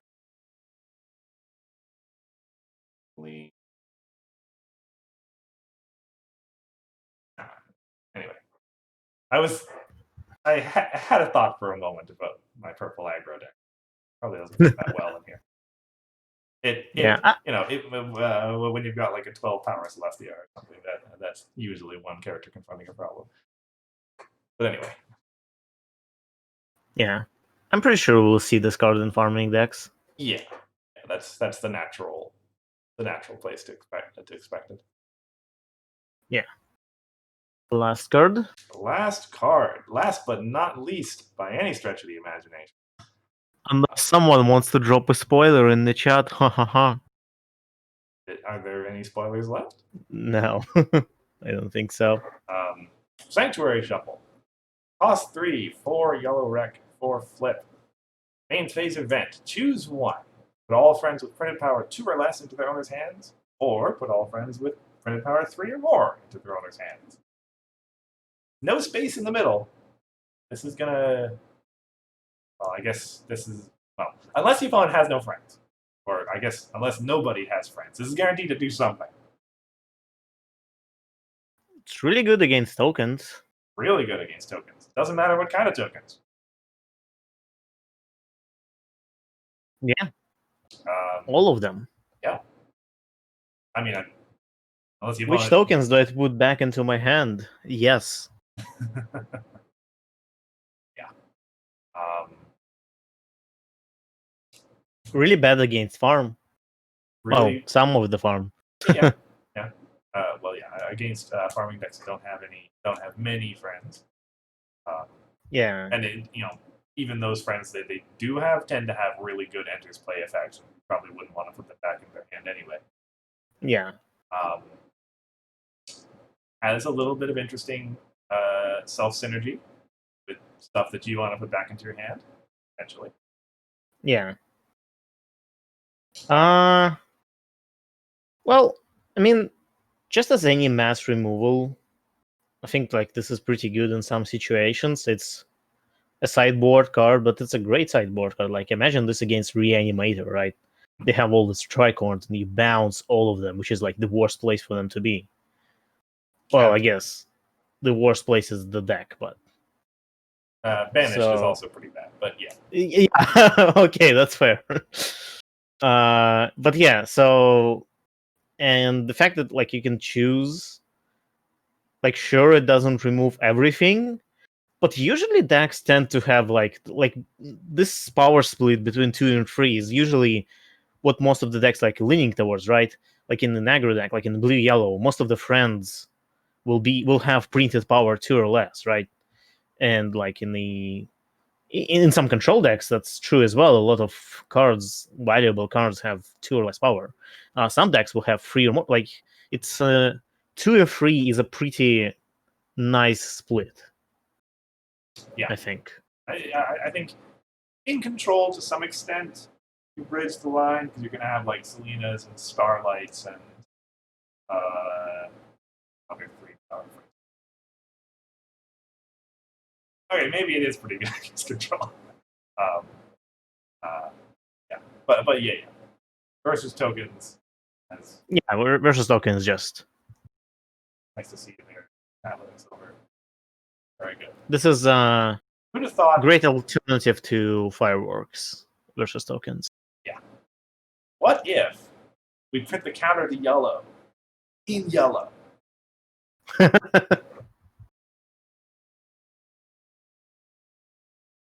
Well, so it's a two-sided event, right? So, like, you have to, when you build your deck and you want to include this event, you have to think when would you want to play it. Because if you're playing tokens, so you don't want to play this card. Well, unless you expect to go against like printed power 3 or more, which is very few tokens have. But as we've said before, the existence of sideboards makes a card like this so much more useful. Mm-hmm. Take a couple of copies in your deck, and well, if you think it's in this particular matchup, it's going to be hurting you more than the opponent, then just put it in the sideboard. Yeah.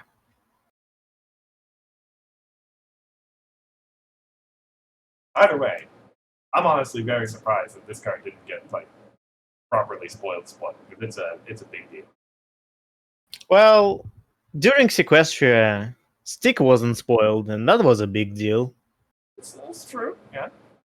So not all cards have to be spoiled. I guess this is like the secret rare of the set. Yeah. To the extent such a thing can exist in the print and play era. Yeah. All right. Well, that is all of them. 151 total cards. Now that we've seen them all, I understand you and I are both pretty tired and 2 hours sleep so Yeah. far, but have anything to say about the set? Impressions, thoughts, opinions? I mean, I'm biased, but yeah, it's a fun set. I really like where purple is going with orange. I'm really excited for purple. That's my general impression of the set. Also, I'm quite excited for orange blue. Actually, orange blue got some love, and yeah, as Grandpa's points out, the set needs more Trixie. I completely agree with him.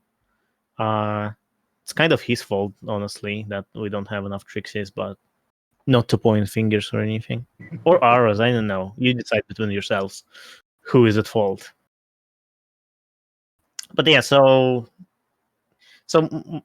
well, the most important thing, this set rates Trixie out of 10 because we have a Trixie in the set. We have 2 Trixies in the set, so it's already better than most of the MLPC series sets. So there's that. So, yeah, I am really happy to see white getting lots of love. Seems likely that we're going to have white main color decks, which hasn't happened in a very, very long time, really. Well, Yeah. Okay. Bugle's not here to tell me otherwise, but I shouldn't forget his lists. As you mentioned, very happy to see orange getting some work. I look forward to what appears likely to be a somewhat slower metagame. Maybe not Yeah, I would love some slower metagame. hard to control Again, everywhere, but as I said, 5-hour time limits would be amazing. well, I mean that's Harmony. As I realized doing the Invitational, Harmony matches are like gases in a container. Ooh. They expand They to take fit all the the time they space that they're can. given. Yeah. You don't believe me that I can make a deck that spends 5 hours winning the game in core? I can prove you wrong. I'm sure. I'm sure that anything we play against each other would probably do that. Yes. Oh yeah, that's true. And it would end at 15 versus 14, Of as course always. it would. Yep. Anyway, we're going to have lots of time to talk about the set at our next stream because the whole thing is out. Sim is doing their Slogfest this week. Or this week, right? Tomorrow, I'm pretty sure. Yeah, I'm pretty sure. Yeah. But ours will be 2 weeks from now, our next regularly scheduled stream.